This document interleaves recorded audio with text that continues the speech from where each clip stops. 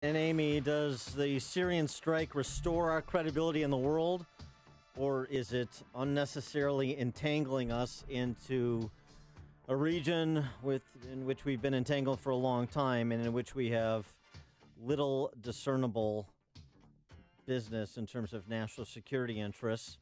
That's kind of the question, by the way, as an aside, over the weekend in response to the two suicide bombers in Egypt, Palm Sunday bombings that killed 44, more than 100 injured.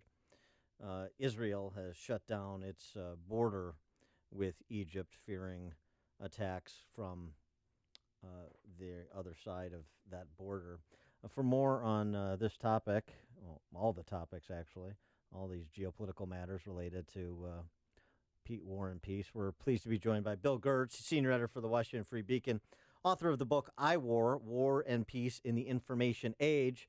Bill, thanks for joining us. Appreciate it. Hi, good to be on the show. So where do you come down and why on the question of the Syrian strike was good signaling to rogue states, as in addition to the Assad regime, in advance of our national security interests in the region, or this is unnecessarily entangling us in a region where we don't seem to have learned the lessons from Iraq? A little bit of both. It was a proportionate response to the chemical weapons attack. And in one sense, I agreed that there needed to be some message sent to the Assad regime. But in another sense, my view is that war is about targeting centers of gravity. That airfield was not the center of gravity of the Assad regime. If you wanted to really send a message, you would have tried to bomb Assad or the capital or some key military headquarters or something like that. On the other hand, we don't want to get dragged into the Syrian conflict. It's a mess. You have the Assad regime on one side, you have ISIS on the other side, you have the U.S. backing so-called moderate rebels in between, and it doesn't look like it's going to be resolved anytime soon. So and of course then you have the Russian and Iranian intervention there as well. So it's a mess there. It's something that the U.S. shouldn't get involved in, but I guess the president felt that he had to send a strong signal over the use of chemical weapons, which really let the Syrians know that the Obama administration passivity and weakness projecting that viewpoint was over. So conventional bombing is okay, but no chemical weapons. I mean, because think about it. The mission, I don't know if it was effective because the Syrian warplanes were taking off from that same bombed air base, and they delivered strikes to the same town that they hit with chemical weapons earlier in the month. Well, and then you have the issue of whether or not the Russians were directly involved in the chemical attack. We've got the Secretary of State, Rex Tillerson, heading to Russia, and apparently he's going to reveal some information that could indicate that Russians were operating at that air base and perhaps may have been complicit in the chemical attack. Yeah, that's actually what National Security Advisor McMaster essentially said over the weekend on Wallace's show. Yeah, basically, we have to ask them this question, but it was a rhetorical question he was asking. I mean, the way he phrased it, it's like, look, they were involved, they knew about it, which makes his contention that somehow Russia's going to ask itself some hard questions about their support for the Assad regime, like they're going to have a change of heart on this and facilitate regime change there, a curious belief in terms of its possibility. Yeah, and then, of course, there's the Iranian angle. You have the Iranians, which are backing the Assad regime and seeking to emerge as the central regional power there. The bad thing about the Iranians is that they're pretty much taking over Iraq. Their influence there is growing.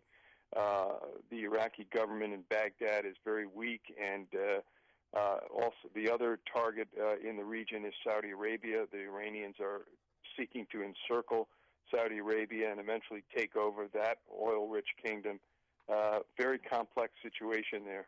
So you said earlier we shouldn't get involved in their civil war, but UN Ambassador to the UN, Nikki Haley, said that we need a regime change. What do you think the end game is here? Well, I think we should use information warfare. I think that there are strategic tools that we can leverage that we haven't done. The whole goal of conducting symbolic bombing raids is perhaps could back up some other type of information warfare, which would call for ousting the regime there. And that would require the use of cyber operations, influence operations, deception activities, those types of things. I think, again, this is what I've been advocating in my book, I War, and I think that we haven't tried that. We need to develop that capability, and I think once we can do that, you can achieve strategic goals without having to resort to conventional force, but having conventional force in the background.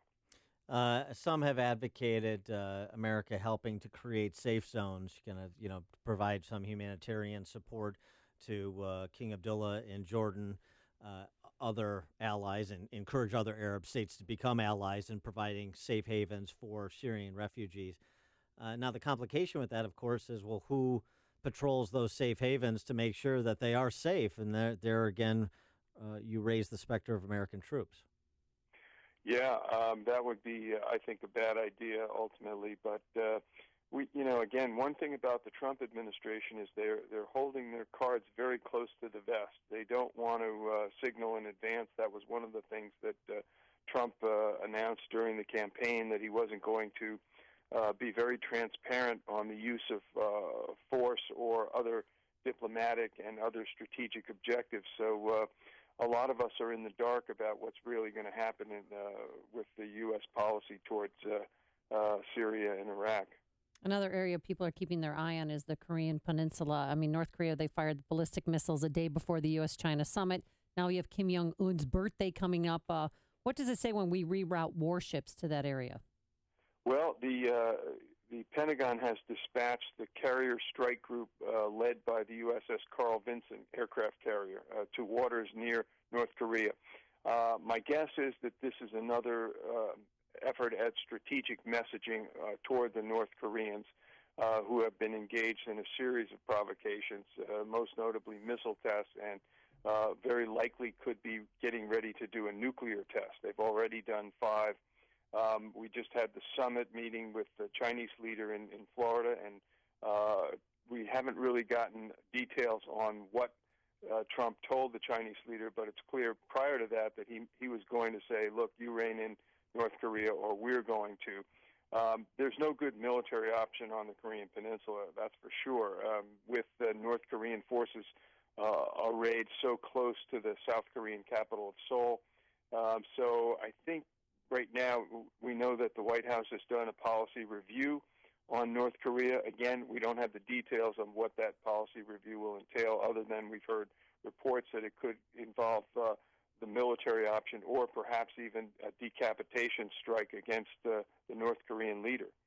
Are we on the cusp of a 21st century Cold War? I ask that because, and we talked about this with former U.S. Ambassador to the UN, John Bolton, earlier in the show, the story out of the Washington Post that Putin is reasserting himself in Nicaragua 10 years after Ortega reasserted himself in Nicaragua, and it seems like we're having Russia projecting its strength wherever it can, including in Central America, and we've got a bit of a replay of the 1980s going on.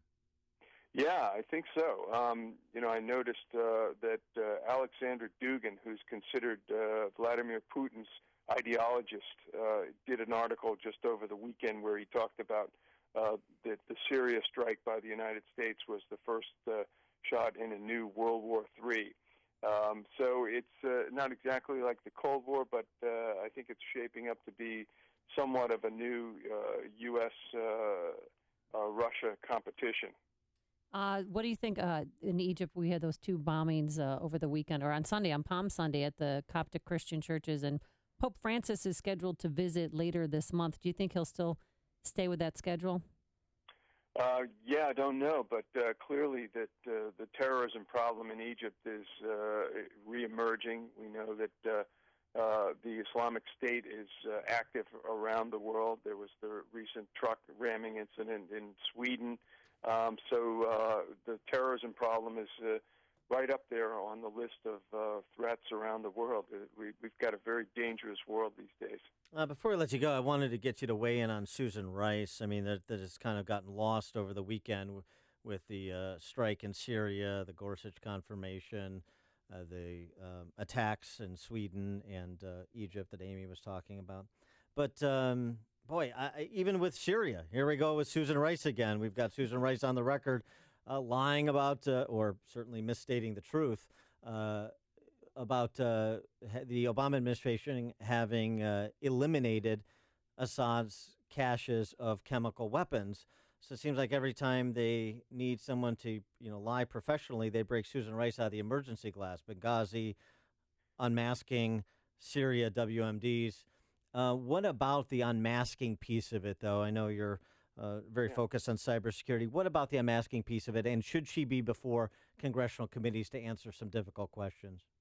Yeah, this is a wild investigation that's been ongoing, and the issue is that the National Security Agency was in the process of turning over a large number of highly classified documents which were supposed to answer the questions posed by the House Intelligence Committee Chairman Devin Nunes, who's since stepped back from the investigation, into who ordered the unmasking of names of Americans in foreign intelligence reports and the wide dissemination of it.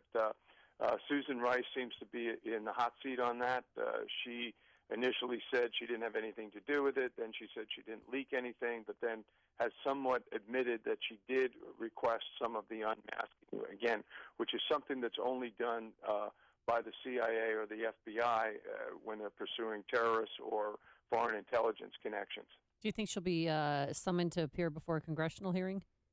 Yeah, I think so. I think the House Intelligence Committee, again, their investigation has been in a bit of a pickle since they accused Devin Nunes of leaking classified information. Once that is put out of the way, I think they'll get it back on track, looking at the whole issue of improper electronic surveillance. And there's a good piece in Bloomberg from Eli Lake, who broke the Susan Rice story, entitled "The Frivolous Case Against the House Intelligence Chairman," talking about Devin Nunes, if you want to check that out. He is Bill Gertz, senior editor for the Washington Free Beacon, author of the book I War and Peace in the Information Age. Bill, thanks as always for joining us. Appreciate it. Thank you. And he joined us on our turnkey.pro answer line.